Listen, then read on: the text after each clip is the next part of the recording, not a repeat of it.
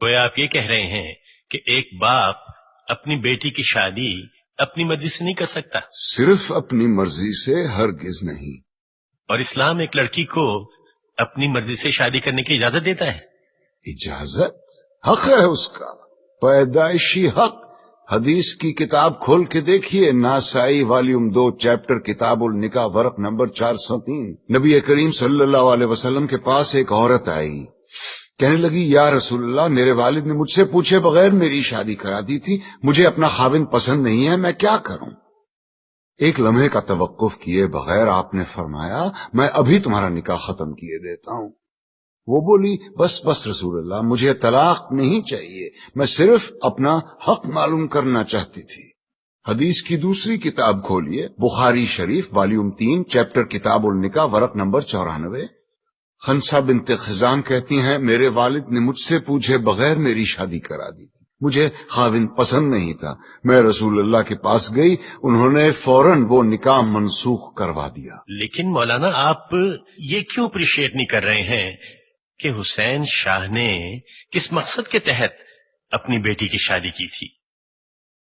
اور مولانا طاہری نے تو سرمد کو، جو کہ ایک ناچنے گانے والا جینز پہننے والا مغرب زدہ نوجوان تھا، اسے اسلامی حلیے میں ڈھال کر ایک عاشق رسول بنا دیا۔ حلیہ؟ اسلامی حلیہ اور گانا بجانا یعنی موسیقی، دونوں بہت اہم موضوع چھیڑ دیے ہیں آپ نے۔ پہلے آئیے موسیقی کی طرف۔ دلائل کا ایک انبار ہے میرے پاس موسیقی کے حق میں، لیکن میں صرف ایک دلیل دینا چاہتا ہوں جس کے بعد دوسری کوئی دلیل ہو ہی نہیں سکتی۔ آپ یہ بتائیے کہ آج تک دنیا میں پیغمبر کتنے اتارے گئے؟ جی 1,24,000۔ اور ان 1,24,000 میں سے کتابیں کتنوں پہ نازل ہوئیں؟ جی صرف 4 پر۔ گویا یہ تو طے ہو گیا کہ یہ 4 باقی 1,23,996 پیغمبروں سے زیادہ برگزیدہ ہیں۔ بے شک ان 4 کو اللہ نے معجزے عطا کیے۔ حضور کا سب سے بڑا معجزہ قرآن شریف، موسیٰ کو اس قابل بنایا کہ وہ لاٹھی سے دریا کے 2 ٹکڑے کر دے، عیسیٰ کو یہ طاقت دی کہ وہ مردے کو دوبارہ زندہ کر دے، اور داؤد کو کیا دیا؟ موسیقی، ایسی سریلی آواز اور راگوں اور سازوں پر اتنا عبور کہ سر لگائیں تو پہاڑ ساتھ گانے لگے، دنیا جہان کے پرندے مدہوش ہو کے آواز کی جانب کھنچے چلے آئیں۔ زبور اٹھا کے دیکھیے، یہ تک لکھا ہے کہ کن راگوں سے اور کن سازوں پہ گا کے حضرت داؤد الصلوۃ والسلام نے خدا کی حمد و ثنا کی۔ کیا یہ ممکن ہے کہ خداوند کریم اپنی تعریف سننے کے لیے ایک حرام چیز کا انتخاب کرے اور اپنے ایک برگزیدہ پیغمبر کو حرام چیز معجزے میں دے؟ کیا یہ ممکن ہے کہ نبی کریم صلی اللہ علیہ وسلم موسیقی کو حرام بھی سمجھیں اور حضرت عائشہ رضی اللہ عنہا سے یہ بھی پوچھیں کہ برات جس قبیلے میں گئی ہے وہ انصار ہیں اور انصار موسیقی کے بہت رسیا ہوتے ہیں، کیا تم نے برات کے ساتھ کچھ گانے والیاں بھی بھیجی ہیں یا نہیں؟ کیا یہ ممکن ہے کہ وہ موسیقی کو حرام بھی سمجھیں اور ابو موسیٰ اشعری کی قرت سے خوش ہو کر اس سے یہ بھی کہیں کہ لگتا ہے تمہارے گلے میں تو داؤد کا ساز رکھ دیا گیا ہو؟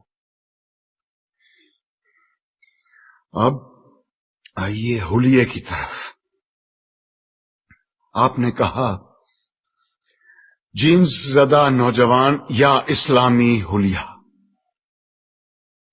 افسوس، صد افسوس، ہم نے معاشرت اور مذہب کو آپس میں کیسا گڈ مڈ کر دیا ہے۔ لباس کا تعلق معاشرت سے ہے، مذہب سے بالکل نہیں۔ یہ کیسے ممکن ہے کہ ایک ایسا دین جو بقول ہمارے ساری کائنات اور تمام زمانوں کے لیے اتارا گیا، وہ لباس کے لیے کسی ایک خاص یونیفارم پر اصرار کرے؟ پر ہم اتنے معصوم ہیں کہ الاسکا کے برفیلے میدانوں میں یا نیوزی لینڈ کی منجمد پہاڑوں میں بھی اگر کوئی اسلام قبول کرے تو ہم اس سے کہیں گے کہ اسلام کی تعلیمات تو ہوتی رہے گی، پہلے شلوار پہنو اور اسے ٹخنوں سے اوپر رکھو. اور یہی رویہ ہمارا داڑھی کے سلسلے میں بھی ہے. لیکن داڑھی تو مولانا آپ نے بھی اتنی لمبی رکھی ہوئی ہے. الحمدللہ، مگر اپنی مرضی سے رکھی ہے، دین نے فرض نہیں کی مجھ پہ. دین میں داڑھی ہے، داڑھی میں دین نہیں. سنت موقدہ ہے، رسول اللہ کی تھی. جو عاشق رسول ہے وہی داڑھی رکھتے ہیں. بالکل درست فرمایا آپ نے، لیکن داڑھی عشق کا آغاز نہیں، انتہا ہے بیٹے.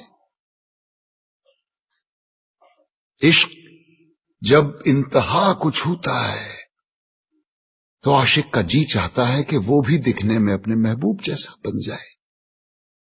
کیا خوب کہا ہے کسی پنجابی صوفی شاعر نے، سیونی مینو رانجھا آکھو ہیر نہ آکھو کوئی. کہیں ہم غلطی تو نہیں کر رہے ہیں کہ عاشق کا پہلا قدم عشق کی آخری سیڑھی پہ رکھوا رہے ہیں؟ کیا وجہ ہے بیٹے کہ اتنے لمبی لمبی داڑھیوں والے 3-3 4-4 حج کیے ہوئے حاجی صاحبان اسمگلنگ کرتے یا جھوٹ بولتے عام نظر آتے ہیں؟ وجہ یہ ہے کہ مجھ جیسے ناسمجھ عالم سارا زور داڑھی رکھنے اور شلوار پہننے پر ہی دیتے ہیں. کہیں ہم غلطی سے عاشق رسول کے بجائے عاشق ابو جہل تو نہیں پیدا کر رہے ہیں؟ کیونکہ داڑھی تو ابو جہل کے بھی تھی، لباس بھی وہی تھا جو رسول اللہ زیب تن فرماتے تھے. ترتیب الٹی ہے بیٹے. پہلے ظاہر نہیں، پہلے باطن کو ٹھیک کرو. اندر آگ لگاؤ، باہر خود بخود آئے گی. ورنہ یہی ہوگا کہ لوگ حرام کی کمائی جیب میں ڈالے حلال گوشت کی دکان ڈھونڈتے پھر رہے ہوں گے. اسلام یا میوزک اور اسلام یا پتلون میں سے یا نکال دو. یہ مت بھولو کہ اس ملک میں اسلام کی سب سے زیادہ خدمت 2 ایسے آدمیوں نے کی ہے جن کے داڑھی بھی نہیں تھی اور جو کوٹ پتلون پہنا کرتے تھے، محمد علی جناح اور علامہ اقبال. آج تم بڑے فخر کے ساتھ ان دونوں کے نام کے ساتھ رحمت اللہ علیہ لکھتے ہو. مقدمے کا فیصلہ کل سنایا جائے گا. It's Daddy.